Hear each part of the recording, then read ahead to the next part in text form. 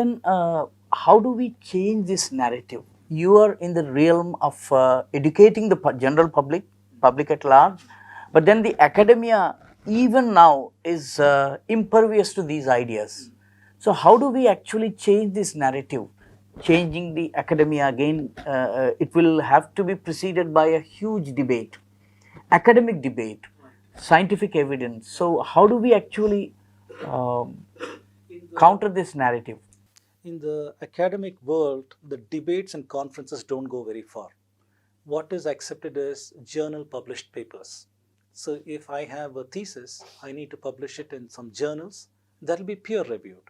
And the problem really begins there. It is not a very idealistic scenario. So if I send a paper, for example, to the journal called Nature, Nature's editor will want to send it to some experts, 3 or 4 experts, to find the quality of the paper I've written, are there errors, and so on. These people would be grounded in the old way of looking at it. So when a revolutionary idea comes, they are unable to critique it well. Yes, evolutionary ideas are okay. Existing idea, if you change a little bit, they are okay. The methods of science will let you see, is that valid, method valid, all these kind of things, and make critiques and give referee comments and get it published. Revolutionary changes are difficult to accept for most people. So such kind of ideas are very difficult to penetrate into academia. So that is one of the issues that we are facing. So one thing that people like me can do is write popular books for consumption. These books can be very well researched with references. By Mr. Right. With a lot of references, deep references and footnotes and such things, we can make it academic. But then the other side must be willing to engage. In my experience, I've found that the other side is unwilling to come to any workshops that I organize or any discussions. They don't even want to acknowledge that such ideas exist. That's one form of defense. If you cannot counter it, you don't even, you ignore that side completely. Acknowledge its presence. Yes, you don't even acknowledge its presence. So that is what is going on. But then the problem in India is the governments change very often. And the history also changes whenever the government changes. There was an attempt during 90s and early 2000, 2004, 2005 to change the textbooks, to change the syllabi. But then soon the governments changed and everything came back to square one. So this is one problem. The agreement, unlike in the West, there is an agreement, basic agreement, regardless of the political affiliations, of a narrative of a history, a particular narrative of a history, which we don't have in India. We have an alternative narrative which challenges the, challenging the one that is actually traditional. The Indian history, the ancient Indian history upholds. So we have a Marxist narrative, we have a leftist narrative, we have a liberal or post-modern narrative, subaltern narrative. So they keep changing the textbooks every 5 years, 10 years. So it requires that we have to acknowledge we have an identity problem. We have to acknowledge that the Indian student cannot get a healthy identity with what is being taught today in the class. If today, like you correctly said, if the sociological models in NCERT books are talking about oppressor, oppressed, who oppressed whom, who's the victim, and so on. If the student in the class is told that that student sitting in the first bench, he's responsible, his ancestors are responsible for your poverty, how is he going to have any kind of positive feelings towards that student? When you cannot even have unity in the classroom because of this identity politics, then where is the question of national unity? So it's up to the government to realize what is our identity. What is it that we want to teach our children? For example, United States, they control their identity very tightly. They have the story of American exceptionalism that is taught to students right from the beginning. They are not going to allow any Marxist to come and rewrite their history for them or some Britisher to write their narrative for them. Americans are doing that. Proud American intellectuals are doing that. Same thing in China. Proud Chinese intellectuals are writing their history. They're not going to let a Britisher write their version. Yes. In India, we don't have ownership. So I think it requires at least an ordinance or a constitutional change where we say this is our identity as Indians. We need to connect to the ancient Bharatiya civilization because that is the reality of who we are. I don't care if this country has got many people of different faiths and to accommodate them, I'm not going to talk about my culture. That is the stupidest thing I've heard. Because this is a reality. Just because we talk with the reality of Bharatiya civilization does not undermine the other person's identity. If he wants a religious identity behind closed doors, please have it. But then your ancestors are also participants in this Bharatiya culture, Bharatiya civilization. Why don't we tell the truth about that? What is so-called saffron or any of this? These are ridiculous labels that are put to undermine and to reject the Indian civilization. The dominant American, identity is that of a white Anglo-Saxon. Right. Despite having Christian, Yes. Protestant Christian Yes. rather, Yes. despite having a plethora of micro identities, this is the dominant identity, and no one disputes it. Nobody does. And they say, in God we trust. In God we trust. And the God is very clear. It's the Abrahamic God that we trust. And they are very proud about saying that and going about talking about American exceptionalism. So why is it that our intellectuals can't do that? Why are we muted? The minute we raise our voice, we're muted.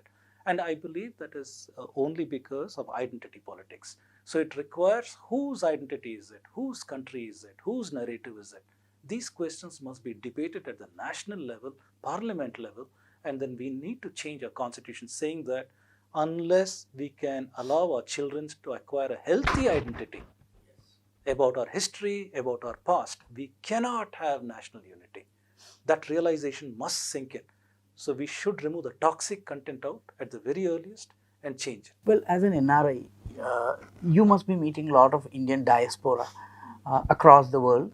So, how do they look at India's history? Do they feel that Indian history should be, sanitized, or are they aware of the history? Do they suffer from an identity crisis? So, good question, sir. So, when most of the Indians go outside the country, they definitely became aware of their identity because they are aware they are in a foreign culture. They are aware, they are living in a foreign environment, foreign customs, foreign everything. So, they become acutely aware of their Indian identity. Then the question is, what is that identity?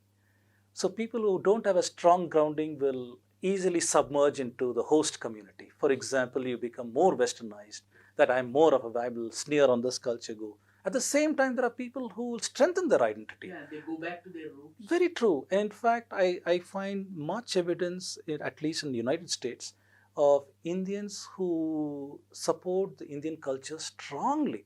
We send our daughters to Bharatanatyam classes. We send our daughters and sons to various music lessons and things of this nature. We have got Balavihars. We have got various Vedic heritage classes. We got yoga classes. So we find that NRIs are more willing to hold on to our culture because they know the danger of living as a minority. They know that. They know that within a few generations all this will go till we value our systems. So I find that there is more propensity in NRIs to hold on to culture than happening here. So I drove around in Hyderabad and along with a friend and asking where are all the dance schools, and they said there's one dance school over here, and they pointed out a certain dance school, and that's the most famous one. There's not many over here. Ideally, in a place that has 7 million people in the city, 6 or 7 million people, every street corner must have people because everybody must be proud of expressing their identity, connecting their identity in some way. Ideally, we should have that many. But unfortunately, we don't. We seem to take a very lax attitude. We are more eager to quickly imbibe the Western identity and to show how progressive I am and to show how westernized I am because that's an indicator of my whatever, these kind of things. However, when these people go abroad, they will realize the value of an identity. It's all boiling down to the clash of cultures, a clash of narratives. So, finally, as we end this interview, what do you have to tell the Indians who are actually in the eye of the storm, who are actually facing an onslaught from all sides and are blissfully unaware of the attacks that are coming on them? So, what kind of what message do you have for them? Very good question, sir. Very good question.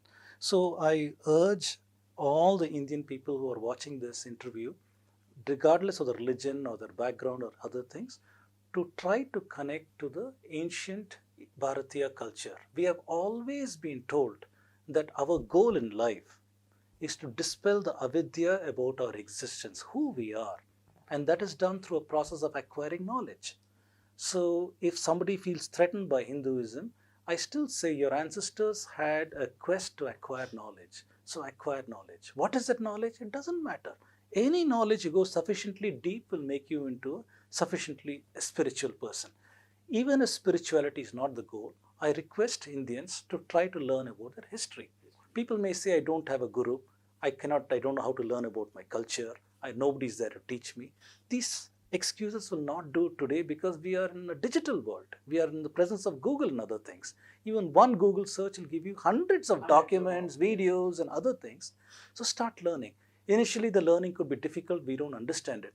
But watch one or two videos, read one or two, download some PDF documents and books on culture, on history, on religion, on philosophy. As you read more and more, your maturity, the subject will increase more and more. So try to internalize, my request to the youngsters and others watching this video, try to internalize the message our ancestors have given us to go on a path of knowledge. Go on that path. Don't sit down and relax.